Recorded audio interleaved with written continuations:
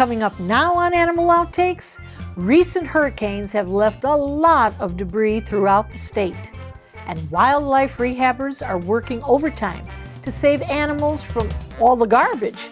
See what had to be done to save this snake. And recovery mode continues as we stop by the Seaside Seabird Sanctuary, where they've just welcomed their resident raptors back home. The birds were evacuated after Hurricane Helene caused major damage. Hear more on how this team has come together to rebuild.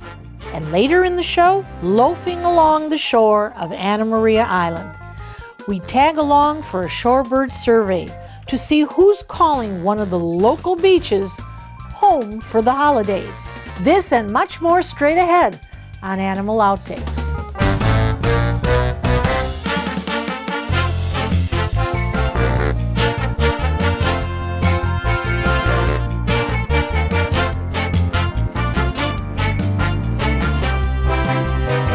The Seaside Seabird Sanctuary is located along the beach in Indian Shores, Florida. It's an avian rehabilitation hospital and sanctuary that cares for sick, injured, and native wild birds. They receive thousands of calls a year and conduct more than 3,600 rescues annually. The work is not for the faint of heart. But this season has been so tough. Hurricane Helene devastated the sanctuary, causing significant damage, and then Hurricane Milton stalled efforts with another evacuation. But thanks to the heart and the hard work of the staff and the volunteers, they're back in the bird-saving business.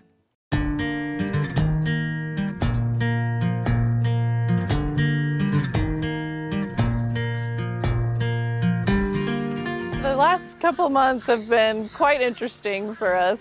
Thankfully, we have made quite a lot of progress in our recovery and rebuilding efforts. We had quite a lot of work to do, but we had the community all came out, helped us with cleaning up the initial debris. We've kind of assessed all of the damages and done everything that we can, as our staff and volunteers, and now we're just kind of waiting for the professional things that need to get done. We have a lot of fencing that we need to repair. Our netting for all of our enclosures is damaged, so we're kind of fundraising to take care of that right now. But we did everything that we could to at least get back up and running so that we could take injured birds once again. During Hurricane Milton, we evacuated all of the birds off-site to our evacuation area that's inland and in a non-flood zone. Thankfully, we were able to bring a lot of the pelicans back right away, but we did have our raptor residents. They were at different facilities for almost 2 months while we were kind of doing that initial cleanup. It was bad, Unfortunately, I wasn't able to make it out here for at least 3 days after Hurricane Helene, just with the barrier islands being closed. When I first came out here, it was unrecognizable. But after cleaning up a lot of the debris, it was like, oh, okay, it's still here. The sanctuary is, standing. We're able to, get it back up to where it was.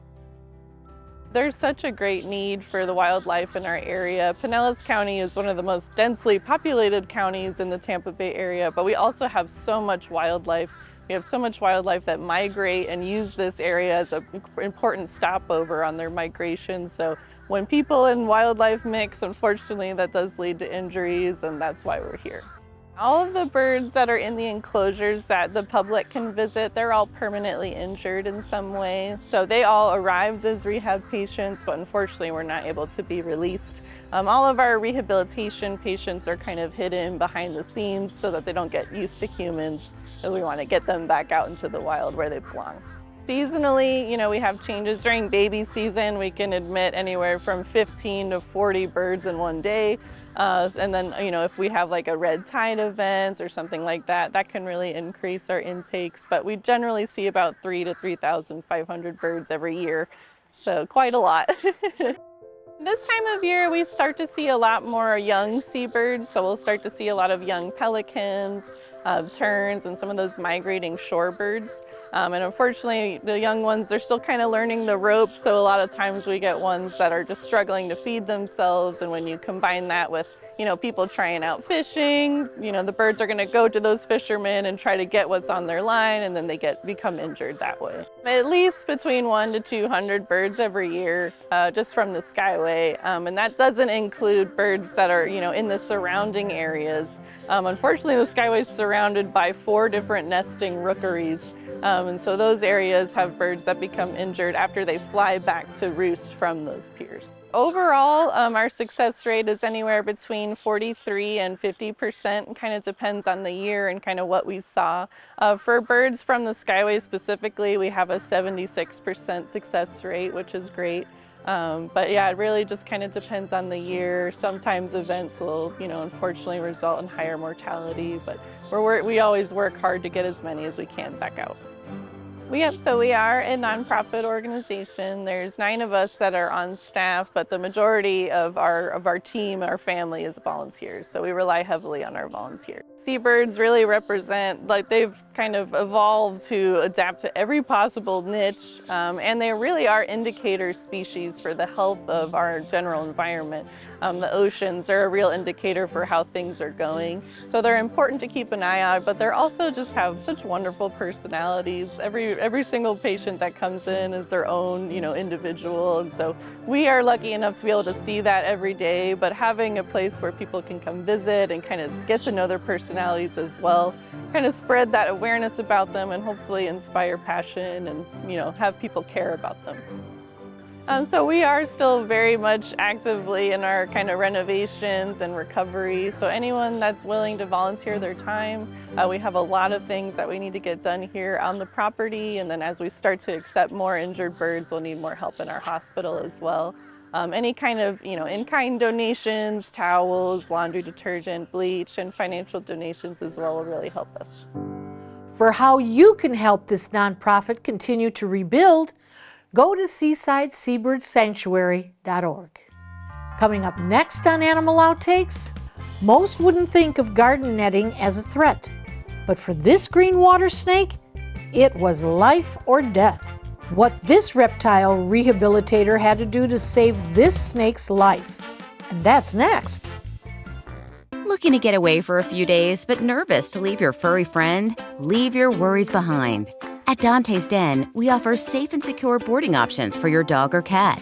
We know your pet is part of the family, so we provide a comfortable environment with experienced caregivers who offer personalized attention. We have a fully equipped medical facility, spacious accommodations, daily activities like swimming and agility, and staff is on site 24/7. Log on to dantesden.org for reservations.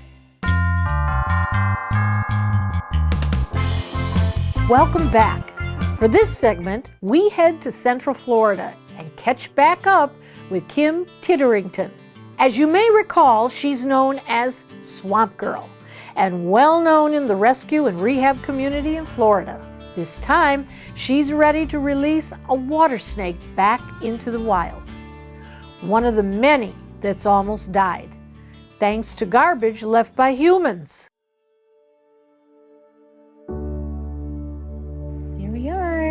There's still a little scarring that you'll see in there, but that will definitely improve over time.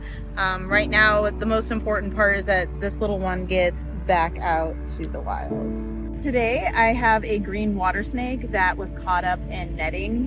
And so the poor thing was kind of trolling along this netting with a cluster of plants and everything stuck to it. And it had been wound around the body for quite some time. So a girl who was out paddling actually discovered the snake and got it to us for help. In this case, I really feel like, because it did happen about a couple weeks after we had one of the hurricanes, I can't remember which one it was, there's been so many already, but we feel like a lot of, people's yard debris, like this was actually a plant protective type netting, not necessarily fishing netting. So I think what happened is it may have gotten washed off their property and then probably into the water where the snake then became entangled. So as soon as he came in, one of the first things we do is assessment. And we had assessed and discovered that the netting was starting to cut into the scales. So we very carefully cleaned up the area and removed it, just one little snip at a time. And then once everything, was taken off, we went ahead and did some spray and some cleaning of the wounds, some antibiotics. And then I also went ahead and did some x-rays just to make sure there wasn't any breaks or fractures or anything to be concerned with. In this case, the snake definitely was in distress and was in a lot of pain, being entangled in the swelling that was going on. In the video, when you see it, but you can actually see that the muscles and everything kind of starts to relax, and it looks so much better very quickly. I mean, there's still swelling, but it already looks so much better. And within a couple weeks, I did another look at it and another clean over, and it was improving very quickly. Once the snake went through another shed, which usually when they have trauma, it will trigger a shed. And so the green water snake had shed and everything looked so much better. And I was like, okay, you're ready to go. They primarily eat fish and frogs. It's their main part of their diet. They will eat some other things too, depending on what comes up, but that's their favorites. So with wildlife entanglement issues and issues with litter, those are all things that happen even with birds, not just snakes. So it's a problem everywhere, and that's why we need to really make sure we dispose of all of our stuff properly. We don't want to leave our garbage around. It'd be very harmful. You ready? Ready to go?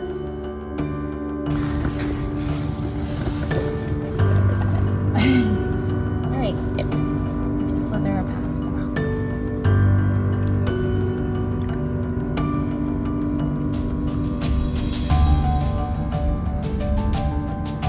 Back home.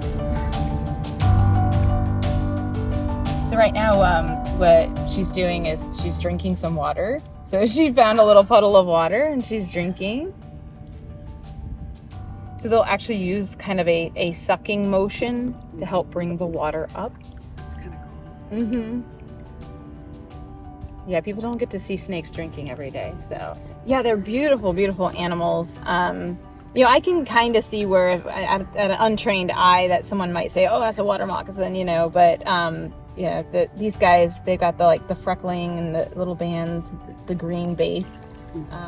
Just really, really beautiful animals. Temperament-wise, realistically, they are very placid, very laid-back animals. When there's no threat, they pretty much just chill out. And I guess that's why they're my favorites. Water snakes in general are just my favorites. Snakes don't get the love that they should, really. And a lot of times, especially with water snakes, everyone thinks every water snake is a water moccasin or a cottonmouth, and that's not the case. And even water moccasins and cottonmouths, venomous snakes, non-venomous snakes, all of them have a really important role in our ecosystem. And a lot of people don't realize that even the rat snakes that could be living around a barn or a shed or in cornfields, that's why they get the name corn snake, is because they were rodent control. They actually help farmers. So it's really important for us to respect them and their value in our environment and the role they play. This is the life. She's really happy right now, and I think that's all we can ask for. She's got another chance at life because she wouldn't have survived like that. For more on the animals rescued by Kim and how you can help, you can follow her on social media. Just look for Swamp Girls Adventures Reptile Rehabilitation. And coming up next on Animal Outtakes, we head back to the beach, but this time in Manatee County, where thousands of shorebirds are doing their best to get a little R&R. See why it's important us humans do our best not to disturb them.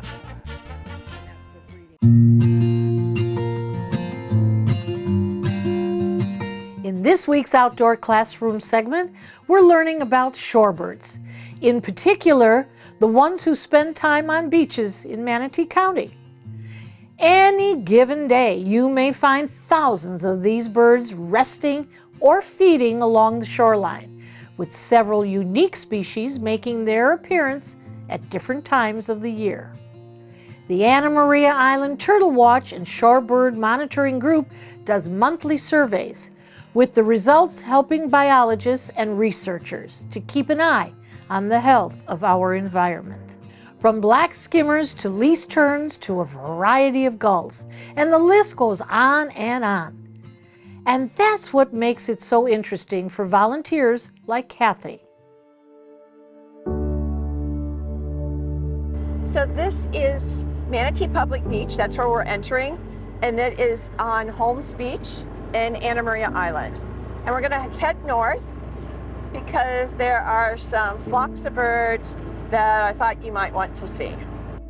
But I am going to stop up here because I see some black skimmers amongst this flock of laughing gulls. And I just want to take a little peek at them to see if any of them have bands on their legs. So black skimmers is one of the species that are banded, and they use the bands to track them. And so if someone like me sees a banded bird, we report it, and we report the color and the code that's on that band, and then it's uploaded into the banded bird laboratory. And so the scientists can access that information to track that particular individual. And I don't see any banded birds in this group. So we'll move on. So when we come across a large flock of birds, or any flock that's more than 10, we are doing a survey, and so we're going to count all the different species of birds that are out here, and we're going to count individual birds within each of those species. So usually I'm with a partner, so one of us will take laughing gulls, one will take royal terns. And so we'll just scan the flock. So I'm going to do laughing gulls first, and because there's so many, I'll probably count them in 5s or 10s. Sometimes we have to do 20s because there's just so many. So I'm just going to scan through this, and you can see how the birds separate. They really segregate. A lot of times the adage, birds of a feather flock together, is really true, and you can see that here because the royal terns are all basically together, and you can see all the large herring gulls, the large dark birds, mixed in with the laughing gulls. They're kind of the bullies of the group, so they really stand out and they want to make their presence known. But up close here now you see royal terns and laughing gulls. I didn't see any plovers or peeps. Now this big guy that's walking behind him is a herring gull, an immature herring gull, big hunking bill, big bodied. And if you are looking through, and you can see all these dark birds are all mostly either herring gulls or lesser blackback gulls. So this is an impressive flock of birds. Anna Maria Island Turtle Watch and Shorebird Monitoring is approximately 25 volunteers. We do those monthly surveys for the county, and then the data that is used from those, gathered from those surveys, is posted into the Florida Shorebird database, which was created by the Florida Shorebird Alliance in conjunction with Florida Fish and Wildlife Conservation Commission.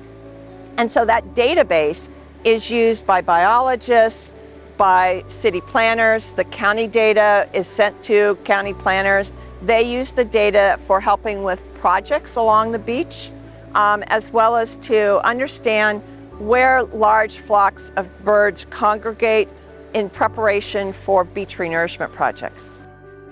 We also do, in conjunction with Florida Fish and Wildlife, is to conduct surveys during the winter months for winter birds migrating, such as red knots and these gulls, but primarily red knots. I don't see any red knots in this group. There was a large group down at Whitney Beach for the last couple of weeks. And then we also, during the breeding season, we're monitoring the beach for specific birds, which include, oh, here comes some black skimmers flying in. These are the black and white birds with the orange and black bill. They are one of the birds on our list for monitoring for and watching for nests, as well as breeding behavior during the breeding months of March through October. And so the other birds in that same group are snowy plovers, Wilson plovers, oyster catchers, and least terns. And so it's important that we gather as much data as possible so that we can protect whatever habitat is left for these poor birds. Right now, these birds are resting. So the last thing we want people to do is to run through them. The biggest thing that harms them is disturbance. So obviously, dogs on the beach, they're not allowed. The birds don't know that a dog is such a wonderful pet. To them, he's a predator. People running through the colony is disturbing them. And so that's why we park so far away, so that they know that we're here. They're not bothered by us, and because they're here to rest. So they're resting because many of these are wintering birds. They're just hanging out here for the winter, and then they're going to go to wherever they breed. Another thing that harms the birds is feeding them. Birds eat fish and insects. They do not eat bread and popcorn and Cheetos. So well-meaning folks come out here with their stale bread and they toss it out to the birds because they love to see the birds fly up to catch the bread. Well, in fact, the bread is very hazardous to them because, as I said, they eat fish and insects. Obviously, people with fishing lines, that's really a real issue. Not so much out here because we don't have as much beachside fishing, but them getting caught in fishing lines is also a real hazard. But the biggest thing is respect them. Respect where they're at. They're sleeping. Nobody wants to have somebody run through their bedroom when they're sleeping, and that's what we don't want to have happen out here. So this is a large flock of sanderlings. There's a couple ruddy turnstones in there and a black-bellied plover. So you can see how they all move together as a flock. All right, so what we have in front of us, these two birds, these are American oyster catchers. And so this is one of the species that we're always looking for to see if they have any bands on them, and they do not. These are younger birds. It's an unusual find. It makes me happy. This is what makes us come back again, because they weren't here when we were out here first. It's ever changing. You never know what you're going to find on the beach.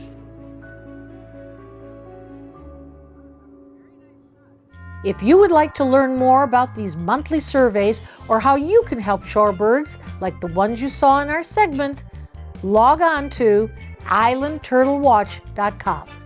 And we'll be right back. Animal Outtakes is produced by Dante's Den Foundation, a nonprofit group dedicated to creating the best life for dogs. If you would like to learn more about Dante's Den, donate, or volunteer, visit our website, dantesden.org. We hope you had fun and learned a thing or two along the way. And we'll be back here again next week with even more animals and some wild adventures. Until then, thanks for watching.